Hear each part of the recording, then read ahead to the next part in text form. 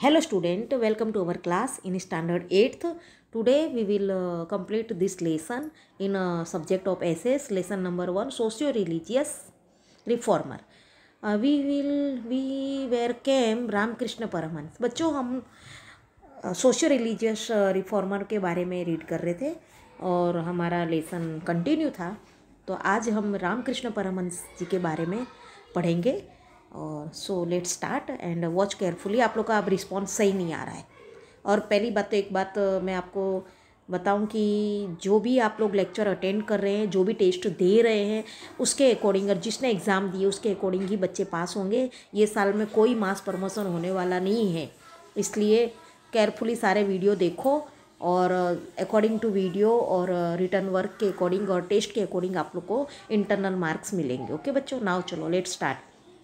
Ramakrishna Paramhansa was the beacon of Indian culture. वो एक उदाहरण थे. इंडियन कल्चर पर ज़्यादा डिपेंड थे और वो इंडियन कल्चर को उन्होंने बहुत ही प्रसार किया. He was also reformer and saint who had sought the truth of all religion.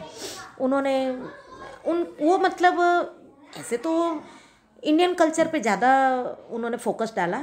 और वो एक समाज सुधारक थे, एक संत थे और हर सर्वधर्म को मतलब सही मानते थे. He was born in Kamarpukur village of Hooghly district in Bengal. Ramakrishna Paramahamsa का जन्म कहाँ हुआ था? बंगाल में हुआ था, हुगली डिस्ट्रिक्ट में. और गांव का नाम था Kamarpukur. From childhood he had ample interested in religious activities. Child बचपन से ही उनको धार्मिक एक्टिविटी में बहुत इंटरेस्ट था, जुड़ गए थे. He was a priest in Kali temple of Dakshineswar near Kolkata. वो कोलकाता में दक्षिणेश्वर में महाकाली का टेम्पल है, वहाँ पे वो एक प्रिएस्ट थे. प्रिएस्ट यानी गुरु थे, आचार्य थे, पुजारी जो भी कहो. Many people were drawn toward him due to his preaching on sacred character and devotion toward knowledge. बहुत सारे लोग दूर दूर से उनके पास आते थे, उनका प्रवचन सुनने, उनका सत्संग सुनने आते थे. और वो मतलब लोगों को भक्ति में मतलब भक्ति की तरफ मतलब नॉलेज देते थे और धार्मिक नॉलेज देते थे. और डिवोशन यानी भक्ति. तो बहुत सारे लोग उनके पास आते थे और नॉलेज लेते थे. किसका? धार्मिक. He try to attain God in various form. उन्होंने कोशिश किया कि बहुत सारे he try to attain God in various form. उन्होंने ये कहा कि भगवान कई रूप में है. उन्होंने ये बताया कि भगवान के बहुत सारे रूप हैं. Many religious reformers like Keshav Chandra Sen and Dayanand Saraswati and other had obtain guidance from him.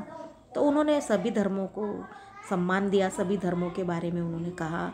और उन्होंने कहा भगवान कई रूप में है और कई रूप में मतलब उनको भगवान के बारे में उन्होंने बताया. कई रूप है मतलब ऐसा बताया.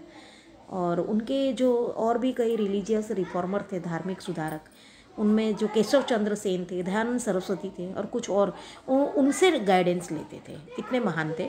The people who had come under the clutch of western influence could redevelop their faith in culture and religion because of the preaching of Ramakrishna Paramhansa. कई जो लोग वेस्टर्न की संस्कृति की तरफ आकर्षित हुए थे और वे वेस्टर्न में मतलब जो जकड़े हुए थे, उन लोगों ने अपना रीडेवलप किया. रामकृष्ण परमहंस जी का सत्संग सुन के, उनके प्रवचन सुनकर लोग जो वेस्टर्न की तरफ आकर्षित हुए थे, वो लोग ने अपने रिलीजन को अपनाया, अपने कल्चर की तरफ. फिर वो रीडेवलप उन्होंने किया.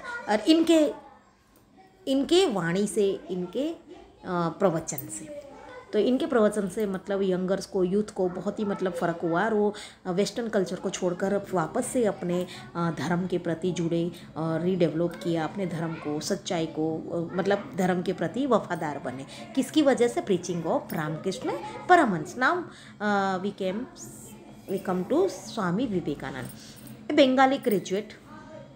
बंगाली ग्रेजुएट थे वो. नेम नरेंद्रनाथ दत्त. उनके जो बचपन का नाम था नरेंद्रनाथ दत्त.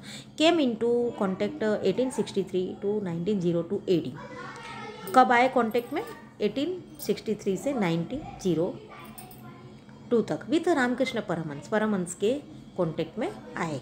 तो मतलब जो रामकृष्ण परमहंस थे वो इनके गुरु थे। किसके? स्वामी विवेकानंद जी के आचार्य कौन थे, गुरु कौन थे? Ramakrishna Paramhansa. Ramakrishna satisfied his thirst for knowledge.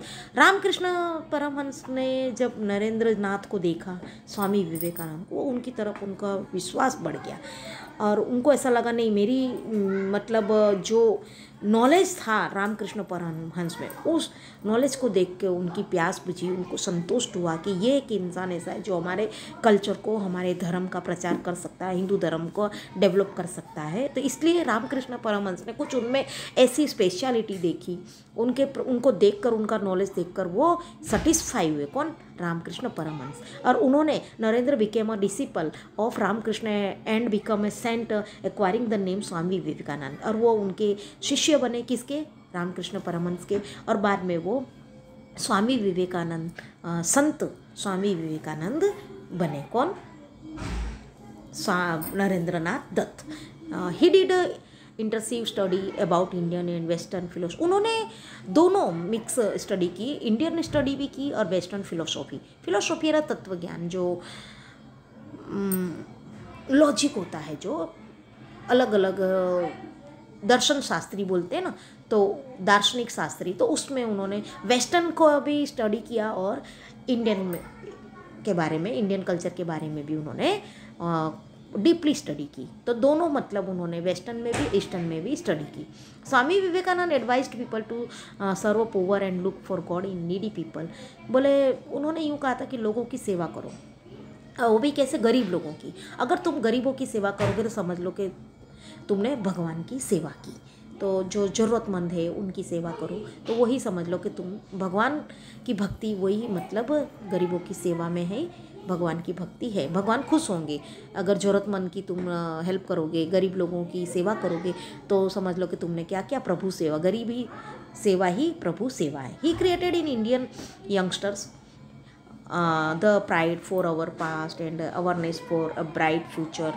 उन्होंने यंगस्टर को क्रिएटेड बनाया, रचनात्मक, क्रिएटेड यानी डेवलपिंग माइंड, मतलब creative mind, the pride of, और हमारा जो पास्ट है और जागरूकता लाए, और ब्राइट फ्यूचर बनने पर, मतलब फॉर ब्राइट फ्यूचर, तो वो सब मतलब यंगस्टर को उन्होंने क्या किया? क्रिएटेड किया और मतलब उनके माइंड को डेवलप किया। किसके माइंड को? यंगस्टर्स के। तो मतलब यंगस्टर में वो ज़्यादा क्या हुए? फेमस हुए। कौन? स्वामी विवेकानंद। यंगस्टर्स को वो अपने धर्म के प्रचार के लिए या अपने देश के नेशनलिज्म, मतलब प्राउड कराया कि भाई हमारा जो कल्चर है, हमारा जो धर्म है, उसके प्रति मतलब उन्होंने अवेयरनेस जगाई और उनके ब्राइट फ्यूचर को बनाया। तो he was the present at international world conference for religions in Chicago in United state in the year 1893। 1893 में जब धार्मिक परिषद हुई शिकागो में, कहाँ पर? शिकागो यूनाइटेड स्टेट में। तो वहाँ पर उनको अपने देश के प्रवक्ता बनकर वहाँ भेजा गया, हमारे देश की तरफ से, इंडिया से। वो मतलब धार्मिक परिषद में कॉन्फ्रेंस में हाजिरी, मतलब अटेंड करने गए थे। विथ हिज इन्फ्लुएंशियल स्पीच, उनकी जो आकर्षक स्पीच थी ना, we had provided understanding about philosophy Indian culture, जो उन्होंने इंडियन, हमारे सभ्यता के बारे में, हमारी संस्कृति के बारे में, हमारे तत्व ज्ञान, जो हमारे जो पास्ट में जो हमारे जो वैदिक है और जो हमारे धार्मिक के बारे में उन्होंने जो वहाँ पे स्पीच दी, उससे सब लोग बहुत आकर्षित हुए, वेस्टर्न लोग। He propagated Indian culture by touring various country. उन्होंने इंडियन कल्चर को बहुत प्रसार किया, बहुत फैलाया। कहाँ कहाँ पर फैलाया? Like United states, Europe, Egypt, China, Japan, etcetera. वहाँ जा जाकर मतलब इन कंट्रियों में टूरिस्ट किया, उन्होंने ट्रैवलिंग किया और अपने इंडियन कल्चर के बारे में उन्होंने लोगों को बहुत ही नॉलेज दिया। He praised of Indian culture and was a staunch nationalist. उन्होंने बहुत ही प्रेज्ड, उन्होंने प्रशंसा की इंडियन कल्चर की और देशभक्ति को चारों तरफ, अपने देशभक्ति को चारों तरफ फैलाया। सब देशों में जाकर इंडियन कल्चर के बारे में यंगस्टर को भी अपनी स्पीच की तरफ आकर्षित किया, इंडियन कल्चर, इंडिया के धर्म के बारे में, और उनको अवगत करवाया, इन्फॉर्मेशन दी। He gave the greatest slogan to Indian, उन्होंने एक बहुत इंडियन को एक महान स्लोगन दिया, arise wake up and stop not till the goal is achieved. उठो, जागो, जागो और उठो, और तब तक मतलब काम करो जब तक जब तक तुम सक्सेस नहीं होते, तुम्हारा जो टारगेट है वो पूरा, अपना टारगेट प्राप्त करो, तब तक मत रुको। जब तक तुम्हारा टारगेट नहीं मिलता है तब तक डोंट मतलब स्टॉप, तब तक मत रुको जब तक तुम्हें तुम्हारा टारगेट न मिले। तो अराइज यानी उठो, अवेक, और जागो मतलब, और तब तक मत रुको जब तक तुम्हें तुम्हारा गोल यानी टारगेट प्राप्त न हो।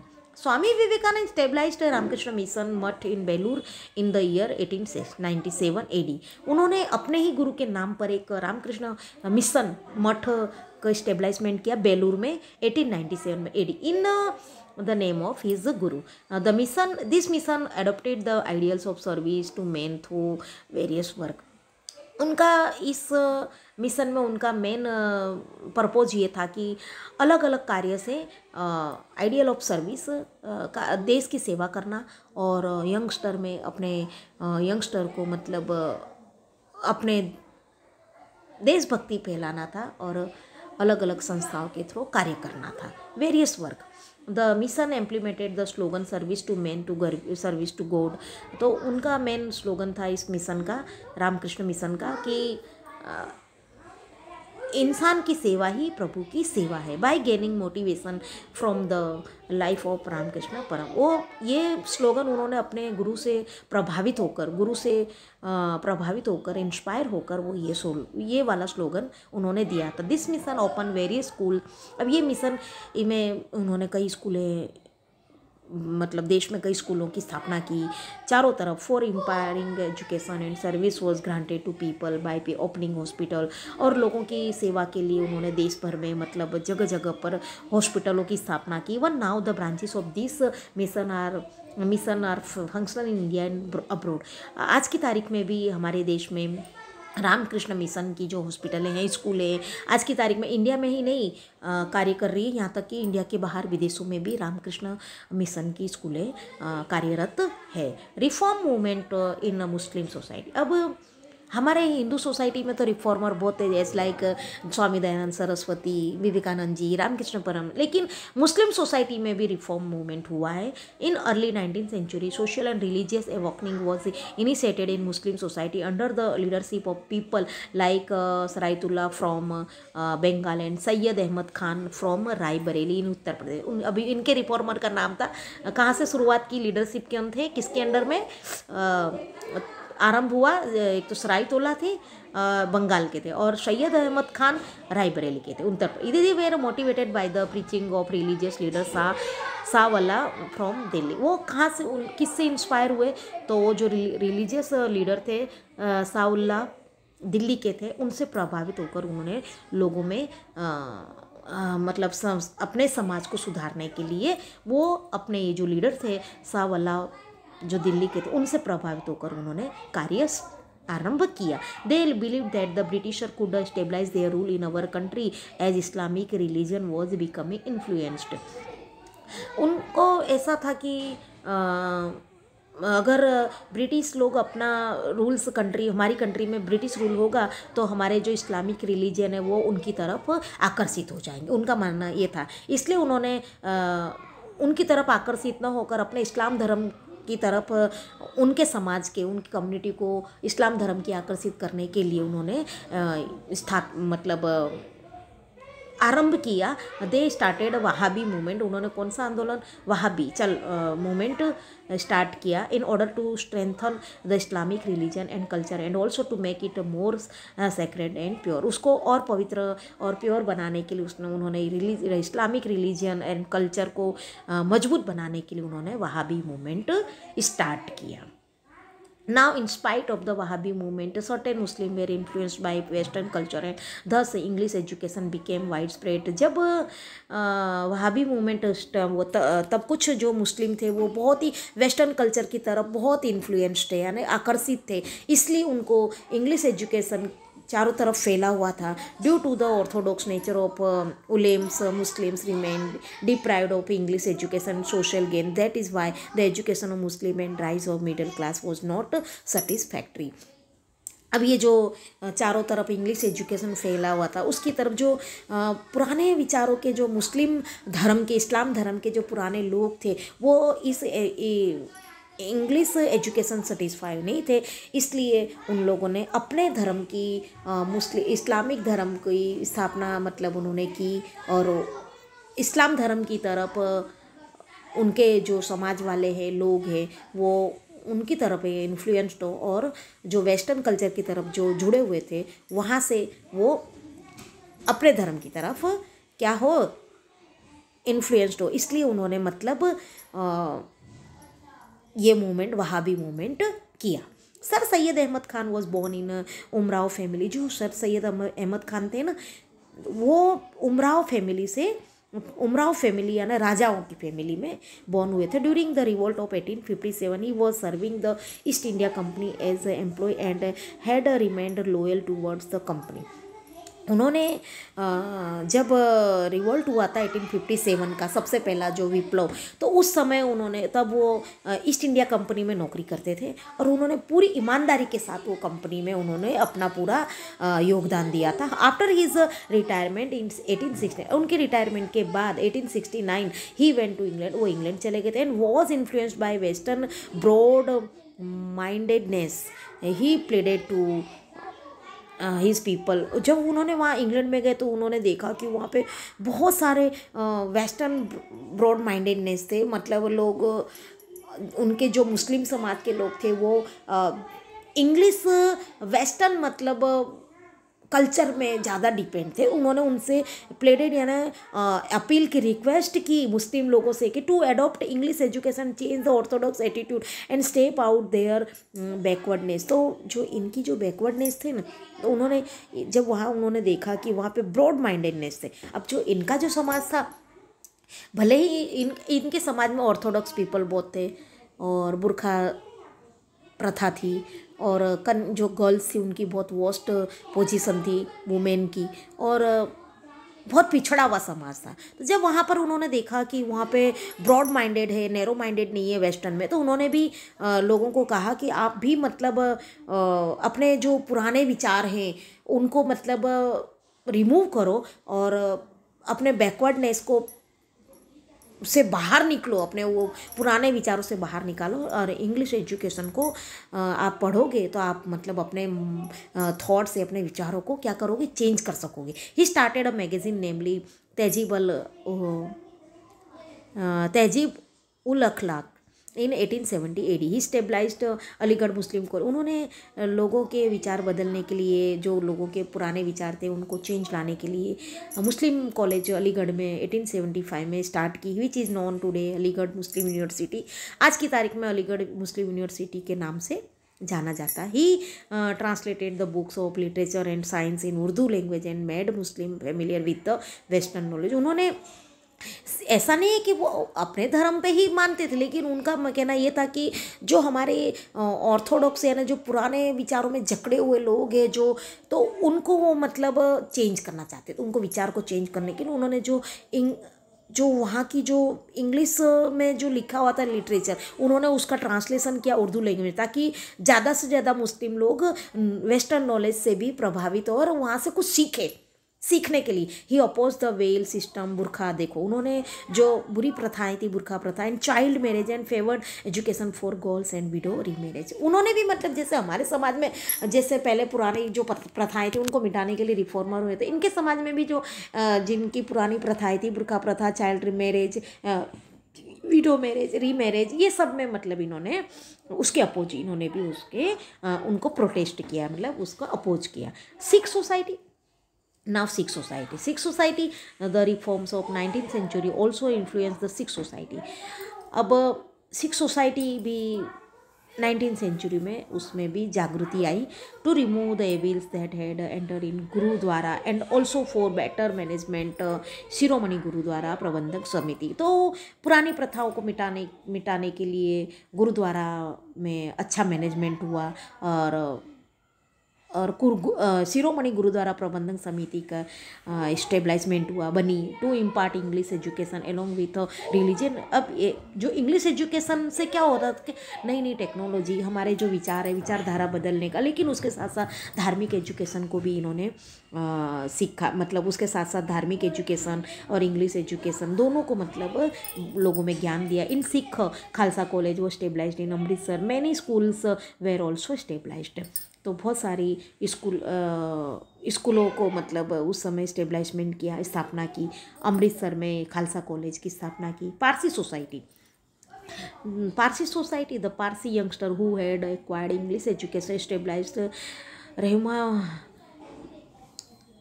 रहमाए Mazdayasnan Sabha in 1851 for socio-religious reform movement. दादा भाई Navroz was the leader of this सभा। अब इंग्लिश एजुकेशन की स्थापना के लिए वहाँ के जो दादा भाई नवरोज जी थे, उनके सभा के जो वो थे, क्या लीडर थे, उन्होंने भी एक सोशियो रिलीजियस रिफॉर्मर थे। और उन्होंने ये जो सभा थी 1851 में, इसका नाम है रहमाए मजदूरबंद। तो ये स्टेबलाइजमेंट किया 1851 में अपने पारसी समाज को अपलिफ्टेड करने के लिए। दिस सभा हैड स्टार्टेड अ पीरियोडिकल नेमली राष्ट्र गुप्तार। उसके बाद फिर इसका नाम चेंज हुआ, उसका नाम पड़ा Rast Goftar. It gave force to them the reform movement carried out work for awakening of Parsi की धर्म के लिए, मतलब जागृति कर फैलाने के लिए उन्होंने ये मूवमेंट चला। Rast Goftar. K R. Cama and Behram ji Malabari also did work for socio religious improvement. जो के.आर. कामा थी और बेहराम जी थे, उन्होंने बेहराम जी मलबारी ऑल्सो, इन्होंने भी सोशियो रिलीजियस इम्प्रूवमेंट यानी उसमें इम्प्रूवमेंट लाए, यानी सुधार, समाज सुधार का काम किया। Cama led emphasis on propagation of education and Malabari talked about women empowerment in detail. जो कामा थी, उन्होंने एक बुनियाद रखी एजुकेशन की और वुमेन एम्पावरमेंट यानी शक्ति, नारी शक्ति के बारे में उन्होंने एजुकेशन के, नारी शक्ति का एजुकेशन और उनके बारे में उन्होंने अपनी बात करी। मतलब किसने? कामा ने, K R. Cama. They opposite child marriage and stimulated widow marriage.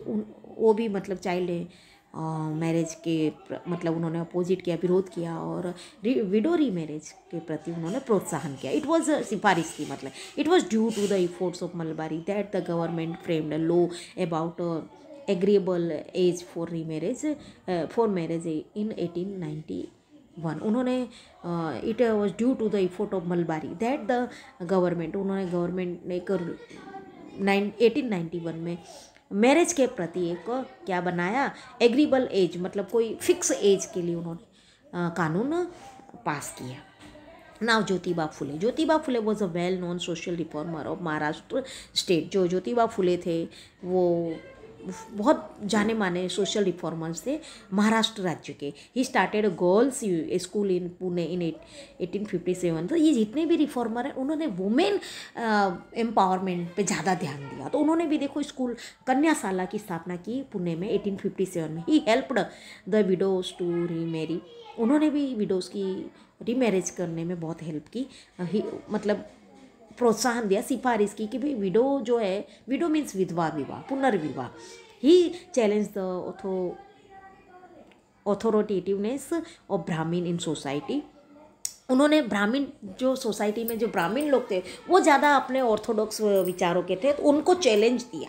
समझ में? उनको उन्होंने सीधा चैलेंज किया कि नहीं जो भी है, तो उनको चैलेंज करने के लिए ही स्टेबलाइज्ड सत्यशोधक समाज। उन्होंने सत्यशोधक समाज की स्थापना की in order to inculcate confidence, courage and enthusiasm in people. लोगों में आनंद, उत्साह, विश्वास और क्या बोलते हैं,